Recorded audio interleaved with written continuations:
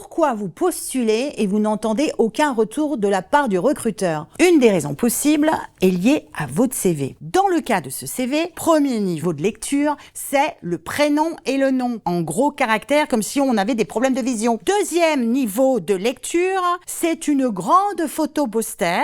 Et troisième niveau de lecture, ce sont les drapeaux concernant les langues. Alors, si la description de l'offre d'emploi insiste beaucoup sur les langues, pourquoi pas? Mais on est quand même en 6 à 7 secondes, on ne sait toujours pas ce que vous avez fait dans votre dernier poste. Si des concurrents ont mis les informations tout en haut, ils passeront avant vous. Deuxième raison pour laquelle peut-être votre CV, face à beaucoup de candidatures, arrive vers le bas de la pile, c'est concernant les expériences. Vous mettez une liste de responsabilités. Et ça, c'est ce que l'employeur vous a confié comme mission. Mais ça ne me dit pas ce que vous avez fait dans ce travail. Donc, par exemple, dans ce CV, enquête terrain dans toute la France, super. Enquête terrain sur quoi? J'ai envie d'avoir des exemples, d'en savoir un peu plus. Ça concerne quel domaine? Il n'y a pas besoin de rédiger un paragraphe. En 2 lignes, déjà, on peut apporter des précisions qui vont faire la différence. Troisième petite difficulté sur ce CV, c'est que c'est quelqu'un qui a un profil assez junior, donc il n'y a pas énormément d'expérience professionnelle. Mais le problème, c'est que si on regarde la partie expérience professionnelle et on compare à la partie centre d'intérêt, au niveau proportion, on est assez équivalent. Alors, c'est rien de grave, parce que ça veut dire que c'est quelqu'un qui s'intéresse à beaucoup de choses. Je préférerais qu'on détaille un peu plus ce que vous avez fait dans les précédents postes, avec des exemples précis.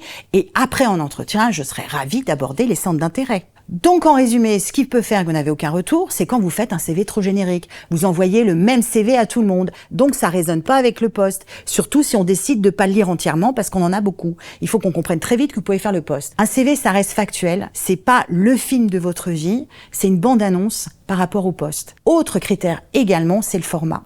Si vous écrivez une candidature à une très grande entreprise, ils vont utiliser des logiciels de tri qu'on appelle ATS, Applicant Tracking System.